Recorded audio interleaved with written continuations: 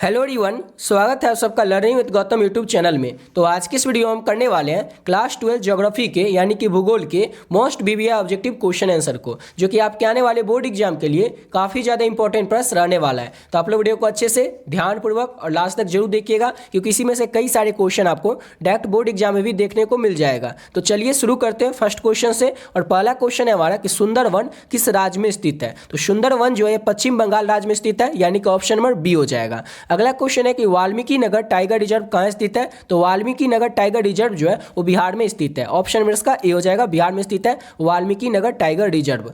अगला क्वेश्चन है कि हरित क्रांति का संबंध किससे है। तो खाद्यान्न उत्पादन से हरित क्रांति का संबंध है। ऑप्शन नंबर ए हो जाएगा, खाद्यान्न यानी कि खाने पीने का जो पदार्थ होता है उसके उत्पादन से हरित क्रांति का संबंध है। ऑप्शन नंबर इसका ए हो जाएगा।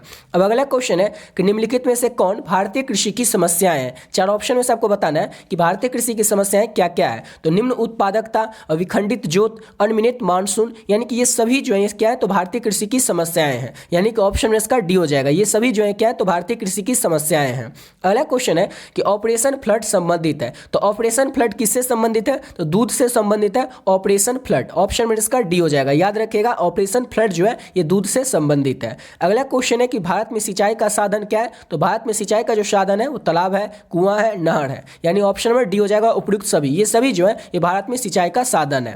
अब अगला क्वेश्चन करते हैं और नेक्स्ट क्वेश्चन है हमारा कि कौन सा राज्य सूर्यमुखी का उत्पादन में अग्रणी राज्य है। भारत का ऐसा कौन सा राज्य है जो कि सूर्यमुखी के उत्पादन में अग्रणी राज्य है। कर्नाटक, आंध्र प्रदेश, तेलंगाना, ये सभी राज्य। तो कर्नाटक राज्य जो है ये सूर्यमुखी के उत्पादन में सबसे अग्रणी राज्य है, यानी कि सबसे आगे राज्य है। कर्नाटक ये जो है सूर्यमुखी के उत्पादन में सबसे आगे राज्य भारत में। अब अगला क्वेश्चन करते हैं और नेक्स्ट क्वेश्चन है हमारा कि निम्नलिखित में से कौन पेय फसल है। पेय फसल कौन है। तो चाय जो है ये भी पेय फसल है, कॉफी जो है ये भी पेय फसल है, यानी ऑप्शन में हो जाएगा इसका सी, ए और बी दोनों, यानी कि चाय भी और कॉफी भी ये दोनों जो है ये पेय फसल है। ऑप्शन में इसका सी हो जाएगा। और अभी तक आप लोग पीडीएफ नहीं लिए तो आप लोग भी पीडीएफ को ले सकते हैं। ऑलरेडी कई सारे बच्चे जो है वो पीडीएफ को ले चुके हैं। आप पूछेगा कि इस पीडीएफ में मिलेगा आप लोग क्या क्या। तो इस पीडीएफ में आप लोगों को जो भी आपका 5 सब्जेक्ट हो, इसी 10 में से आपका 5 सब्जेक्ट हो सकता है। आपका 5 सब्जेक्ट इस 10 में से कुछ भी हो सकता है, जैसे Hindi, history, political science, English, geography, music, home science, psychology, sociology और इकोनॉमिक्स। इसी 10 में से कोई आपका 5 सब्जेक्ट होगा। आपका जो भी 5 सब्जेक्ट होगा उसका subjective question answer, most important subjective question answer जो कि आपके आने वाले बोर्ड एग्जाम के लिए इंपॉर्टेंट रहेगा, और जो भी इंपॉर्टेंट ऑब्जेक्टिव क्वेश्चन है आपके आने वाले बोर्ड एग्जाम के लिए वो सभी आपको मिल जाएगा।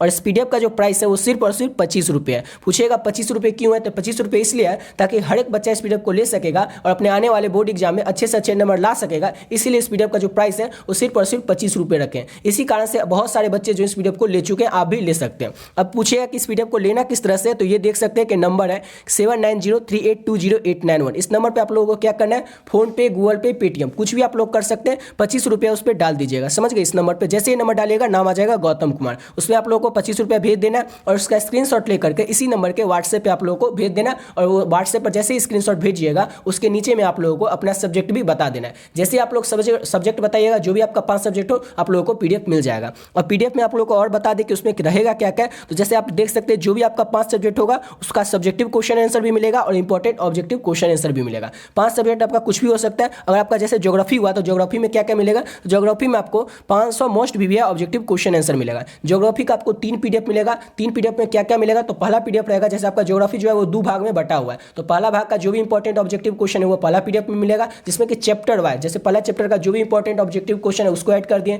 दूसरा चैप्टर का जो भी इंपॉर्टेंट ऑब्जेक्टिव क्वेश्चन है ज्योग्राफी का वो ऐड कर दिए। इसी तरह से दूसरा भाग में भी जो भी पहला चैप्टर का इंपॉर्टेंट ऑब्जेक्टिव है उसको ऐड कर दिए, फिर दूसरा चैप्टर का जो इंपॉर्टेंट ऑब्जेक्टिव है उसको ऐड कर दिए। इसी तरह से लास्ट के चैप्टर तक जो भी इंपॉर्टेंट क्वेश्चन है चैप्टर वाइज ऑब्जेक्टिव उस सब को ऐड कर दे। यानी कि जैसे आप पहला चैप्टर का जो भी इंपॉर्टेंट चैप्टर का ऑब्जेक्टिव है वो सब पढ़ लीजिएगा तो आपका पहला चैप्टर कंप्लीट हो जाएगा। फिर इसी तरह से आप लोग क्या कीजिएगा, पूरा को पढ़ जाएगा तो आपका पूरा ऑब्जेक्टिव कंप्लीट हो जाएगा ज्योग्राफी का। सेम इसी तरह से सब्जेक्टिव में भी किए हैं कि पहला चैप्टर का जो भी इंपॉर्टेंट सब्जेक्टिव क्वेश्चन आंसर है उसको ऐड कर दे, फिर दूसरा चैप्टर का जो भी इंपॉर्टेंट सब्जेक्टिव क्वेश्चन आंसर है उसको ऐड कर दे। इस तरह से आप लोग क्या कीजिएगा, पूरा को पढ़ जाएगा और पूरा आपका ज्योग्राफी कंप्लीट हो जाएगा। अगर आप लोग इस पूरे को पढ़ लेते हैं, जो पीडीएफ आपको मिलेगा, अगर आप लोग उस पीडीएफ को पढ़ लेते हैं तो आपके बोर्ड एग्जाम में जो भी प्रश्न आएंगे ना उसमें से 99 प्रश्न जो रहेंगे वो इस पीडीएफ से ही रहेंगे। तो आप लोग इस पीडीएफ को जरूर से जरूर ले सकते हैं। और आप लोगों को जैसे ज्योग्राफी का लेते हैं तो 3 पीडीएफ मिलेगा। तो ज्योग्राफी में जैसे 2 भाग है, दोनों भाग का एक भाग में पहला भाग का ऑब्जेक्टिव, दूसरे भाग में दूसरा भाग का ऑब्जेक्टिव और तीसरा में सब्जेक्टिव क्वेश्चन जिसमें कि दोनों भाग को ऐड किया गया है। इसी तरह से आप लोग हिंदी का लेते हैं तो हिंदी में 650 ऑब्जेक्टिव मिलेगा,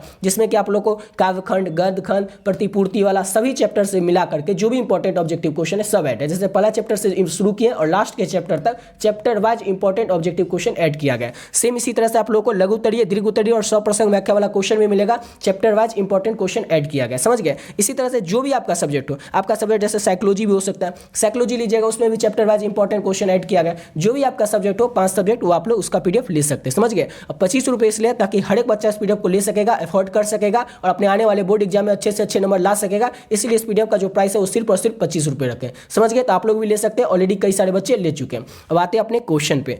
तो अगला क्वेश्चन क्या था हमारा, तो अगला क्वेश्चन करते हैं। नेक्स्ट क्वेश्चन है कि खरीफ फसल किस ऋतु में होती है। खरीफ फसल जो होती है ये किस ऋतु में होती है। अक्टूबर से मार्च में होती है, अप्रैल से जून में होती है, सितंबर से जनवरी में होती है, जून से सितंबर में होती है। तो खरीफ फसल जो होती है जून से सितंबर में होती है। ऑप्शन में इसका डी हो जाएगा। आपसे कई बार पूछा जाता है कि धान जो है वो खड़ी फसल है या रबी फसल है, तो आप लोग याद रखिएगा जो भी फसल जून में भी होता है या फिर एक महीने पहले भी हो जाए, जैसे अगर मई में भी हो जाए तो मई से लेकर के सितंबर अक्टूबर तक जो भी फसल होता है ना वो सब होता है खरीफ फसल। और उसके बाद जैसे कि अक्टूबर नवंबर से लेकर के अप्रैल मई तक जो भी फसल होता है, जैसे गेहूँ होता है, मक्का होता है, आलू होता है, ये सब क्या हो जाता है, तो ये सब रबी फसल हो जाता है। तो कई बार आपसे एग्जाम में पूछा जाता है कि गेहूँ रबी फसल है खरीफ फसल है, जैसे ही पूछा जाएगा कि धान रबी फसल है या खरीफ फसल है, चावल क्या है, रबी फसल या खरीफ फसल, इस तरह से पूछा जाएगा। तो आप लोग इसको अच्छे से याद रखिएगा, बस 1 मिनट में आप लोग याद रख लीजिए कि खरीफ फसल क्या होता है। तो ऐसा फसल जो कि हम लोग मई जून में उसको बोते हैं और सितंबर अक्टूबर में उसकी कटाई करते हैं, उसे हम लोग कहते हैं खरीफ फसल। और रबी फसल किसे कहते हैं, रबी फसल कहते हैं जो कि हम कब उसे बोते हैं, तो उसे बोते हैं हम अक्टूबर नवंबर के महीने में और मार्च अप्रैल में उसे काट लेते हैं, तो उसी को कहते हैं हम रबी फसल। इसमें क्वेश्चन है जैसे कि रबी फसल पैदा होती है तो किस मौसम में होती है, तो रबी फसल अभी बताए अक्टूबर नवंबर में, उसे हम बोते हैं और मार्च अप्रैल में काट लेते हैं। यानी कि रबी फसल की पैदा कब होती है, तो वो होती है शीत ऋतु में। अक्टूबर नवंबर में क्या रहता है, तो शीत ऋतु रहता है, यानी ऑप्शन में इसका ए हो जाएगा। अब अगला क्वेश्चन क्या हमारा, नेक्स्ट क्वेश्चन कि भारत में गेहूं उत्पादन में अग्रणी राज्य कौन सा है। भारत में जो गेहूं उत्पादन होता है उसमें सबसे आगे कौन सा राज्य है, तो उत्तर प्रदेश राज्य है गेहूं के उत्पादन में सबसे आगे है, यानी कि ऑप्शन में डी हो जाएगा उत्तर प्रदेश। पूरे भारत में सबसे ज्यादा गेहूं उत्पादन कौन राज्य करता है, तो उत्तर प्रदेश राज्य करता है। अब अगला क्वेश्चन है हमारा कि सरदार सरोवर परियोजना किस नदी पर स्थित है। सरदार सरोवर परियोजना जो है नर्मदा नदी पर स्थित है, ऑप्शन नंबर ए हो जाएगा। नेक्स्ट क्वेश्चन है हमारा अगला क्वेश्चन, निम्न में से कौन प्राचीन नगर है, तो पटना जो है प्राचीन नगर है, पुराना नगर है, ऑप्शन नंबर सी हो जाएगा। पटना का पुराना नाम क्या था, तो पाटलिपुत्र था। अगला क्वेश्चन है मेघानगर की जनसंख्या कितनी हो सकती है, तो 50 लाख से अधिक हो सकती है। मेघानगर की जो जनसंख्या होती है वो 50 लाख से अधिक होती है, यानी ऑप्शन नंबर बी हो जाएगा। अगला क्वेश्चन है हमारा कि निम्नलिखित में से जो 4 ऑप्शन दिया हुआ उसमें से आपको बताना है कि औद्योगिक नगर कौन सा है, तो जमशेदपुर जो है ये औद्योगिक नगर है, यानी कि ऑप्शन नंबर ए हो जाएगा। जमशेदपुर क्या है, तो औद्योगिक नगर है। अगला क्वेश्चन है कोंकण रेलवे पर रोहा स्टेशन किस राज्य में स्थित है। कोंकण रेलवे पर रोहा स्टेशन जो है किस राज्य में स्थित है, तो ये स्थित है महाराष्ट्र राज्य में। महाराष्ट्र इसकी की राजधानी मुंबई है, उसी में कोंकण रेलवे पर रोहा स्टेशन जो है वो स्थित है, ऑप्शन नंबर ए हो जाएगा महाराष्ट्र में। अगला क्वेश्चन है हमारा कि कालका एक प्रसिद्ध परिवहन शहर है, तो कहाँ का ये शहर है, पंजाब का, हरियाणा का या उत्तराखंड का, तो ये हरियाणा का है, ऑप्शन नंबर बी हो जाएगा। कालका एक प्रसिद्ध परिवहन शहर जो है किस शहर में है, किस राज्य में है, तो ये हरियाणा राज्य में कालका, यानी ऑप्शन नंबर बी हो जाएगा। अगला क्वेश्चन है हमारा कि जनसंचार का माध्यम क्या होता है, तो जनसंचार का माध्यम देखिए टेलीविजन से भी जनसंचार हो सकता है, समाचार पत्र के द्वारा भी और रेडियो के द्वारा भी, यानी उपयुक्त सभी के द्वारा, ऑप्शन नंबर डी हो जाएगा। अब अगला क्वेश्चन क्या हमारा, नेक्स्ट क्वेश्चन है कि सीमांत सड़कों का संबंध है, तो सीमांत सड़कों का संबंध किससे है, तो अंतर्राष्ट्रीय सीमा पर स्थित सड़कों से सीमांत सड़कों का संबंध है, यानी ऑप्शन नंबर इसका बी हो जाएगा। अगला क्वेश्चन है कि बराक नदी बेसिन कहाँ है, इंपॉर्टेंट क्वेश्चन है, याद रखिएगा। बराक नदी बेसिन कहाँ है, तो उत्तर पूर्वी भारत में बराक नदी बेसिन जो है स्थित है, यानी ऑप्शन नंबर सी हो जाएगा।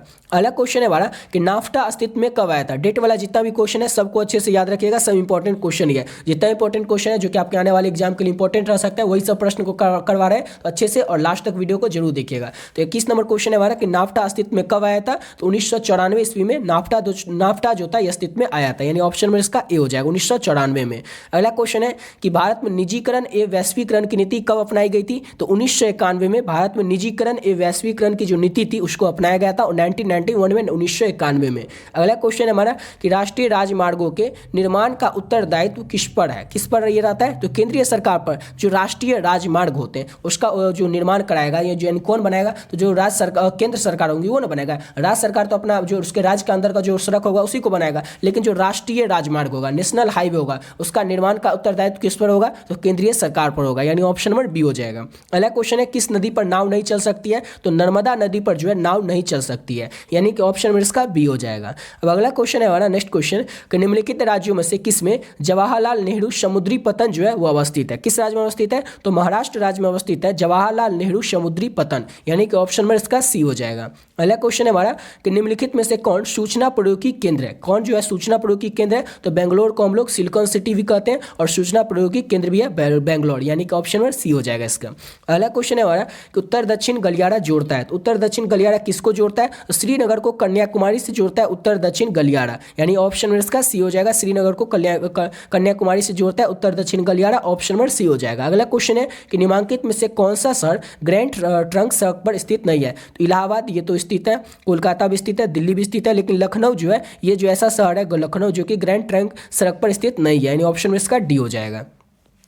अगला क्वेश्चन है पिन कोड अगर 6 से शुरू होता है यानी प्रारंभ होता है तो पत्र कहाँ भेजा जाएगा? तो पत्र को केरल में भेजा जाएगा, ऑप्शन नंबर बी हो जाएगा। नेक्स्ट क्वेश्चन है कि नागपुर योजना किस परिवहन से संबंधित है? तो नागपुर योजना जो है सड़क योजना से संबंधित है। नागपुर योजना किस परिवहन से संबंधित है? तो सड़क से संबंधित है। अब अगला क्वेश्चन करते हैं। तो नेक्स्ट क्वेश्चन है हमारा कि मध्य पूर्व रेलवे का मुख्यालय कहाँ स्थित है? इंपॉर्टेंट क्वेश्चन है, याद रखिएगा। तो मध्य पूर्व रेलवे का जो मुख्यालय है वो हाजीपुर में स्थित है, ऑप्शन नंबर डी हो जाएगा। अगला क्वेश्चन है पारादीप बंदरगाह किस राज्य में स्थित है? तो पारादीप बंदरगाह जो है उड़ीसा राज्य में स्थित है, ऑप्शन नंबर इसका बी हो जाएगा। अगला क्वेश्चन है हमारा नेक्स्ट क्वेश्चन कि इंदिरा गांधी नहर को पहले किस नाम से जाना जाता था? तो राजस्थान नहर के नाम से जाना जाता था पहले इंदिरा गांधी नहर को, याद रखिएगा। इंदिरा गांधी नहर जो है उसको पहले किस नाम से जाना जाता था? तो राजस्थान नहर के नाम से जाना जाता था इंदिरा गांधी नहर को पहले, लेकिन अब जाना जाता है इंदिरा गांधी नहर के नाम से, पहले जाना जाता था राजस्थान नहर के नाम से। अगला क्वेश्चन है इनमें से कौन जल संभरण प्रबंधन से संबंधित है? कौन संबंधित है? तो हरियाली भी संबंधित है, नीरू मीरू भी संबंधित है, अरवड़ी जल संसद भी संबंधित है, यानी ऑप्शन डी हो जाएगा। इनमें से सभी ये सभी जो है ये जल संभरण प्रबंधन से संबंधित है। अगला क्वेश्चन है हमारा कि भरमौर जिला है, तो भरमौर जो है किस राज्य का एक जिला है? तो भरमौर हिमाचल प्रदेश का एक जिला है, यानी ऑप्शन इसका ए हो जाएगा, हिमाचल प्रदेश। अगला क्वेश्चन है हमारा कि बोकारो इस्पात केंद्र है, तो बोकारो इस्पात केंद्र जो है कहाँ पे स्थित है? सार्वजनिक क्षेत्र में स्थित है बोकारो इस्पात केंद्र। अगला क्वेश्चन है हमारा नेक्स्ट क्वेश्चन कि पहला आधुनिक सूती वस्त्र कारखाना कहाँ स्थापित किया गया था? तो पहला आधुनिक सूती वस्त्र कारखाना जो था वो मुंबई में स्थापित किया गया था, ऑप्शन नंबर इसका ए हो जाएगा। मुंबई में, कोलकाता में नहीं, मुंबई में स्थापित किया गया था पहला आधुनिक सूती वस्त्र कारखाना, ऑप्शन नंबर इसका ए हो जाएगा, मुंबई। अगला क्वेश्चन है भिलाई इस्पात संयंत्र किस राज्य में अवस्थित है? भिलाई इस्पात संयंत्र जो है किस राज्य में स्थित है? तो छत्तीसगढ़ राज्य में स्थित है भिलाई इस्पात संयंत्र, यानी ऑप्शन नंबर इसका बी हो जाएगा, छत्तीसगढ़ राज्य में। अगला क्वेश्चन है हमारा कि निम्नलिखित में से कौन लौ इस्पात उद्योग केंद्र है? चार ऑप्शन में से आपको बताना है कि लौ इस्पात उद्योग केंद्र कौन सा है? तो राउल केला जो है लौ इस्पात उद्योग केंद्र है, ऑप्शन नंबर बी हो जाएगा। और लास्ट क्वेश्चन है हमारा कि इनमें से कहाँ स्वतंत्रता प्राप्ति के बाद लोहा इस्पात कारखाना खुला था? तो राउल केला में खुला था, ऑप्शन नंबर बी हो जाएगा। राउल केला में स्वतंत्रता प्राप्ति के बाद लोहा इस्पात कारखाना जो था वो खुला था, ऑप्शन नंबर इसका बी हो जाएगा। इसी के साथ वीडियो में पे कंप्लीट करते हैं और आप लोग को पीडीएफ के बारे में बताई दिए कि पीडीएफ किस तरह से लेना है। अभी तक आप लोग पीडीएफ नहीं लिए तो अपने एग्जाम को और अच्छे से तैयारी करने के लिए इस पीडीएफ को ले सकते हैं। अगर आप लोग अभी तक कुछ भी नहीं पढ़े तो भी इस पीडीएफ को ले सकते हैं। अगर आप लोग इस पीडीएफ को पढ़ लेते हैं तो आप अपने एग्जाम में और अच्छे नंबर ला सकते हैं। जो अभी तक सब कुछ पढ़ रहे हैं, थोड़ा मोड़ा पढ़ चुके हैं, वो भी इस पीडीएफ को ले सकते हैं ताकि आप लोग देख सकते हैं कि आप लोग की तैयारी किस तरह से हुई है, क्योंकि आपके एग्जाम में इसी तरह के क्वेश्चन आएंगे जिस तरह के क्वेश्चन इस पीडीएफ में ऐड किए गए। तो आप लोग इस पीडीएफ को जरूर से जरूर ले लीजिएगा, क्योंकि बहुत सारे बच्चे ऑलरेडी ले चुके हैं, आप भी ले सकते हैं। बताई दिए कि किस तरह से पीडीएफ लेना, इस नंबर पर आप लोग को मैसेज करके। समझ गए? आशा करता हूँ आप लोग को वीडियो अच्छा लगा हो। तो मिलते हैं नेक्स्ट वीडियो में नए वीडियो के साथ।